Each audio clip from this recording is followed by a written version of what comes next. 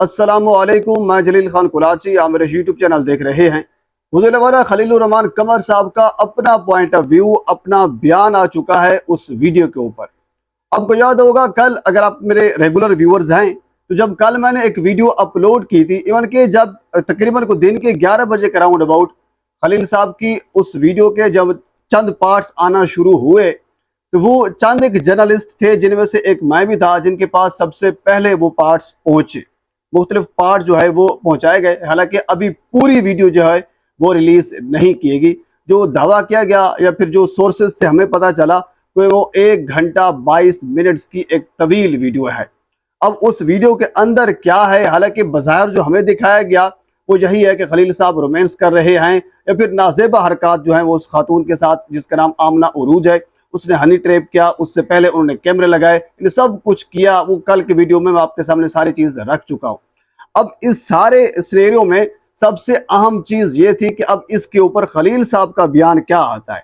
हालांकि कल इसके ऊपर हमारे जो जर्नलिस्ट हैं, हालांकि जो सीनियर जर्नलिस्ट हैं, जो मुख्तलिफ जोनरे पे काम करते हैं, जिनका ये जोनरा ही नहीं है, वो पॉलिटिकल जोनरा है या कोई और जोनरा है, उन्होंने भी इस हवाले से डिस्कस की कि ये खलील साहब ने गलत हरकत की है। लेकिन सभी ने जो मुरज़्ज़ी इल्ज़ाम ठहराया वो उस खातून को ठहराया जिसका नाम आमना उरूज है।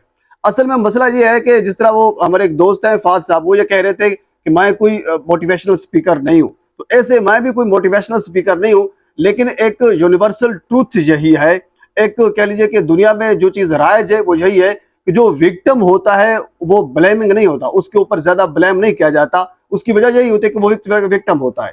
आपको याद होगा एक खातून जो मोटरवे के ऊपर जिनके साथ ज्यादती की गई थी, तो उसके बाद फिर जब सीसीपीओ लाहौर, अब वो नहीं रहे, अल्लाह ताला उनकी गरीक रहमत करे, तो जब उन्होंने बयान दिया था कि ये खातून वहां लेने क्या गई थी, तो उसके बाद फिर काफी तनकीद हुई थी उस सीसीपीओ लाहौर के ऊपर कि इसने उस विक्टिम के ऊपर ये ब्लेम किया है। हालांकि इसको यानी ये प्रोटेक्शन देनी चाहिए थी। वो खातून जिधर जा रही थी, जिधर जाए उसकी अपनी मर्जी, लेकिन जो इदारे काम कर रहे हैं, जो हमारे मुहाफिज हैं, जो उनका काम है वो अपने काम के ऊपर तवज्जो दे। तो इस चीज के ऊपर या इस बयान के ऊपर सीसीपीओ लाहौर के ऊपर काफी तनकीद हुई थी और बाद में फिर उन्होंने माफी भी मांगी थी अनऑफिशियली तौर पर।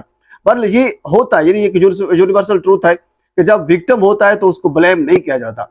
तो इसी वजह से कल खलील साहब के ऊपर तनकीद नहीं की गई। हालांकि उन्होंने काम गलत किया, यानी जो बज़ाहिर हमें दिखाया गया था कोई नाजेबा हरकत की है, उसके ऊपर यानी कुछ लोगों ने कुछ थोड़ी बहुत तनकीद की है।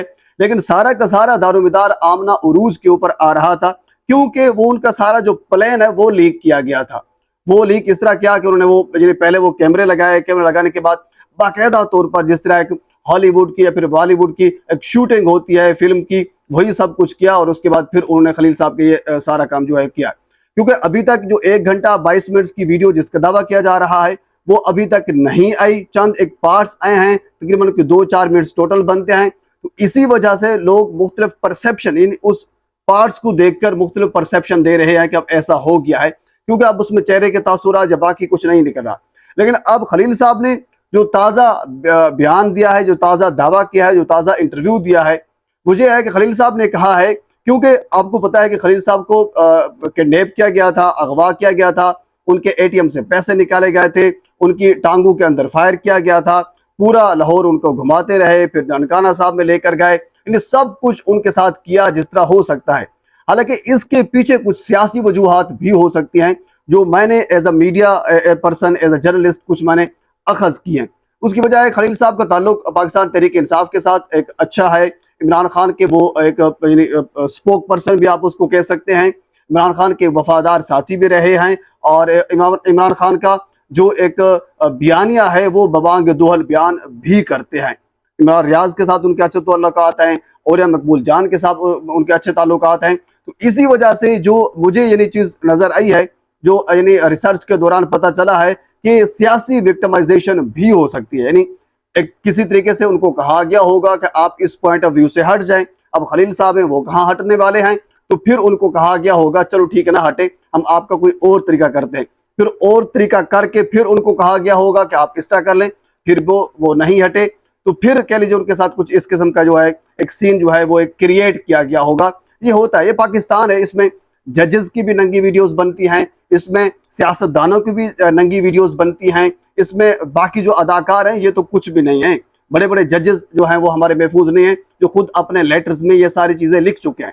बहरहाल खलील साहब ने यह दावा किया है कि मुझे जबरदस्ती गन पॉइंट के ऊपर, इवन के आप उस वक्त भी देख सकते हैं, सिर्फ आमना उरूज नहीं थी, जो प्लानिंग वाली वीडियो है उसमें वाज़ेह तौर पर दिख सकता है, आवाजें भी नजर आती हैं, आवाजें भी सुनाई देती हैं कि बाकी लोग भी उसके इर्द गिर्द मौजूद थे। तो खलील साहब ने इसका ये बयान दिया है, ये जवाब दिया है कि मैं जब वहां पे पहुंचा उसके बाद फिर वो सारे लोग इकट्ठे हुए, गन पॉइंट के ऊपर उन्होंने सब कुछ मेरे से छीना और छीनने के बाद फिर उन्होंने मुझे गन पॉइंट के ऊपर ये कहा कि आप इस लड़की के साथ बदफेली करें, जिनाहकारी करें, नाजेबा हरकत करें, रोमांस करें, यानी जो कुछ भी आप उसको नाम देना चाहें वो करें। खलील साहब ने यह कहा है कि मुझे गन पॉइंट के ऊपर यह सब कुछ करवाया गया है, मैंने अपनी मर्जी से कुछ नहीं किया।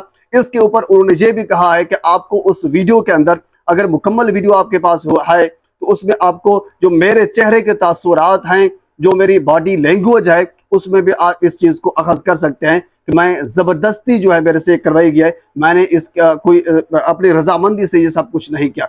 पर अब मजीद जो वीडियो सामने आती हैं या फिर जो अदालत इसके ऊपर फैसला देती है वो तो मैं आपके सामने जरूर रखूंगा। पर खलील साहब का जो आज का ताज़ा बयान है वो यही है। अब मामले में थोड़ा सा जो ट्विस्ट है हमें नजर आ रहा है, मजीद इस सवाल से जो कुछ मेरे तक पहुंचेगा बर वक्त आप तक पहुंचाने की कोशिश करूंगा। एक मतलब आपसे गुजारिश है मेरे चैनल को सब्सक्राइब कर दें ताकि आने वाली हर इंफॉर्मेटिव वीडियो आप तक पहुंच सके। अल्लाह हाफिज।